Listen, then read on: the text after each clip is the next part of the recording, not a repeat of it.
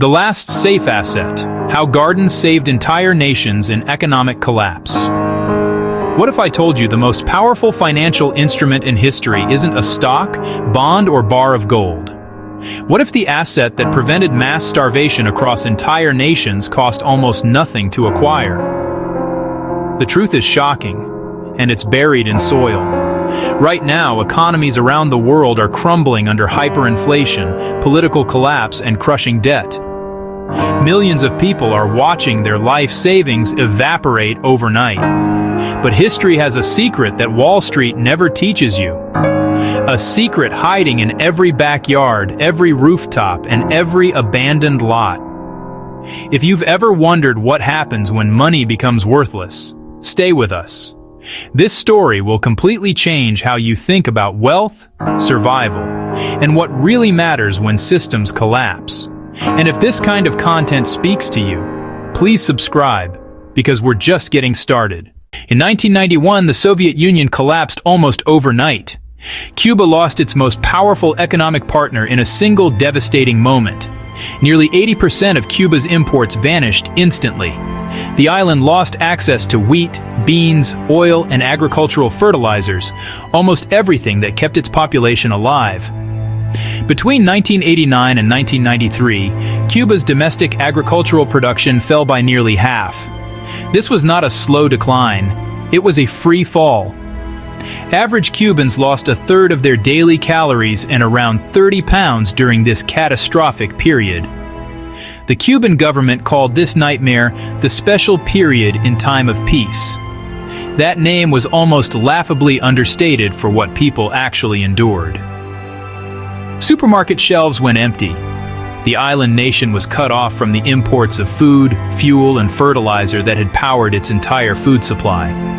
Gasoline disappeared, buses stopped running, hospitals ran out of medicine. Blackouts lasted for hours every single day.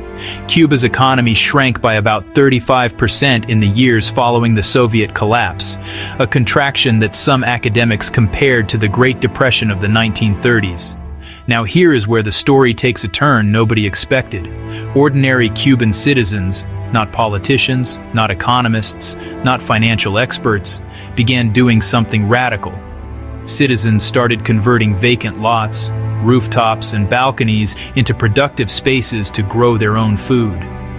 This was not a government program. This was pure human survival instinct taking over when every other system failed. These gardens first arose as a community response to the lack of food security during the special period.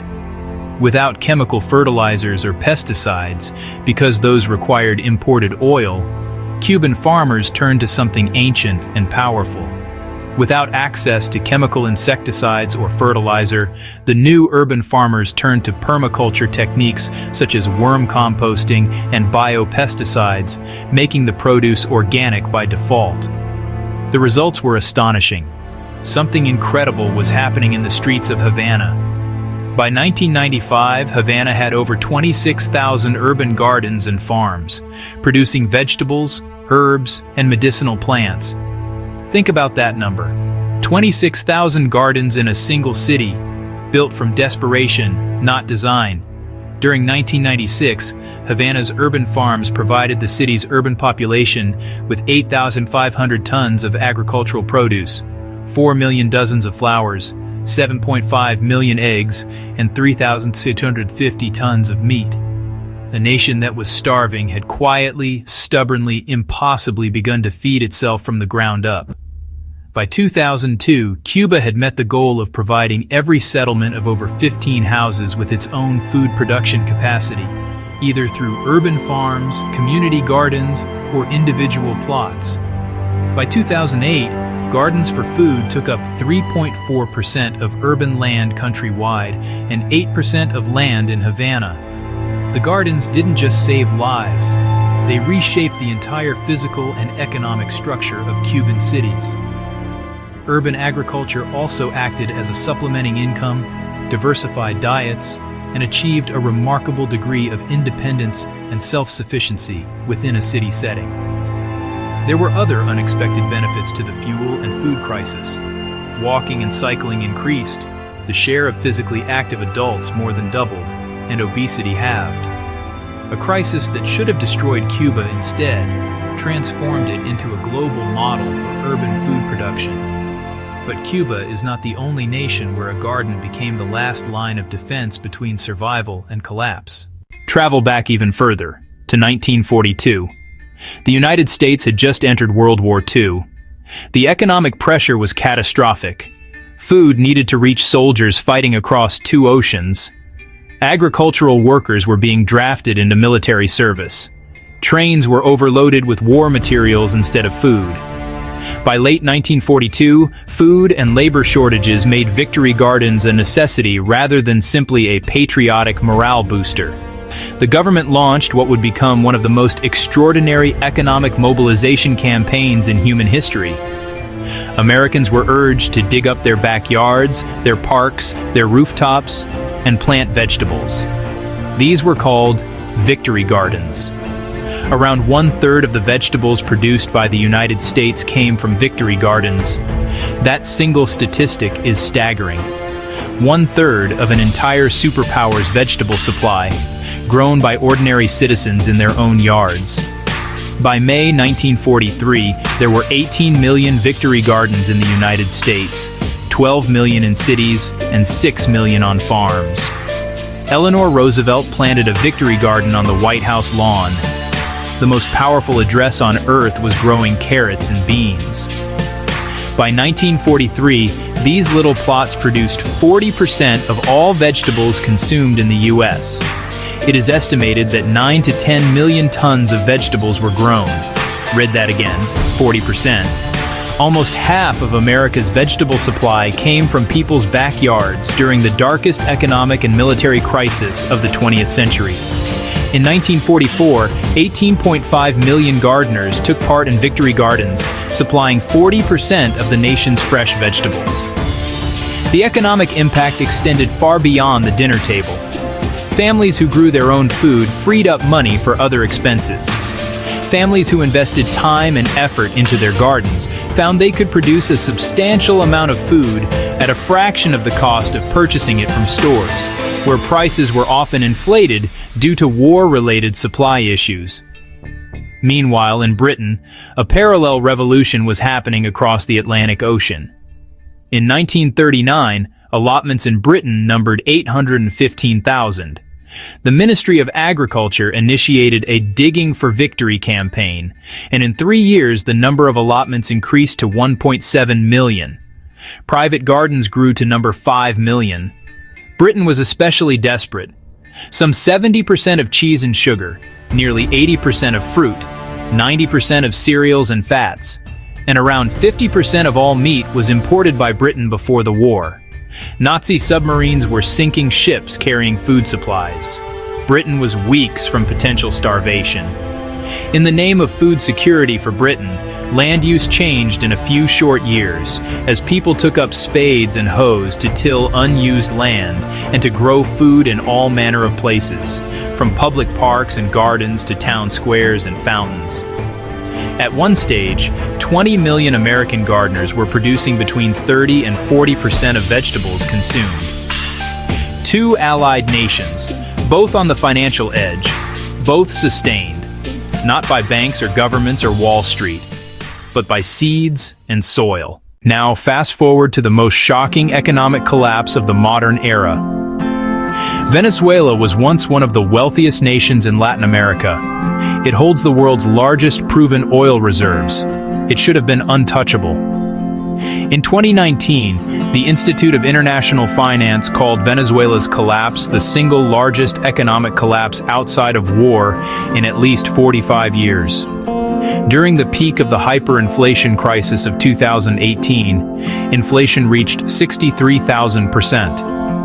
A bolívar, Venezuela's currency, became so worthless that people used stacks of bills as napkins. Paper money was cheaper than actual paper. As of 2025, more than 6.8 million people have left Venezuela, making it one of the largest external displacement crises in the world. Between the periods 2013-2015 and 2019-2021, hunger increased by 18.4%. leaving a total of about 6.5 million people hungry by the end of 2021. The cost of a basic food basket surged by 347% between late 2022 and late 2023, and over 94% of households lack sufficient income to cover essential goods and services. Supermarket shelves emptied. Hospitals ran out of medicine. People lost an average of 11 kilograms of body weight in a single year, not from dieting, but from hunger. And yet, echoing Cuba, echoing wartime America, ordinary Venezuelans reached for the same ancient solution. President Maduro urged people to grow food and raise chickens in their homes, even though 83% of Venezuelans live in cities. To help them, Maduro announced the formation of a Ministry of Urban Farming. In the slums of Caracas, on rooftops in Maracaibo, in cramped balconies across the country, Venezuelans began planting. Cucumbers, green peppers, passion fruit, and other produce began appearing in the front yards of homes in slums across the Venezuelan capital. When a nation's currency collapses, when banks freeze, when imports stop, and supermarkets empty, a seed pushed into dirt still grows. That is not a metaphor. That is the most reliable financial fact in all of recorded human history. What does this all mean for you right now? Every major economic collapse in history, Cuba in 1991, Britain and America in Webihauen, Venezuela today, reveals the same truth. The financial system is fragile. It can break. Gold requires storage. Stocks require functioning markets. Bonds require solvent governments. Cash requires inflation control. But a tomato plant requires only water and sunlight. In a shift notable for being generally anathema to Latin American food habits, the people of Cuba by necessity adopted diets higher in fiber, fresh produce, and ultimately more vegetarian in character. Nations that figured this out survived. Nations that didn't starved, scattered, or collapsed entirely.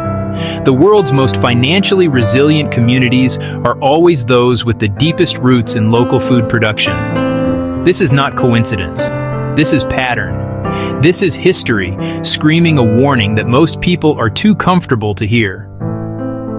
You don't have to live through a collapse to understand its lessons.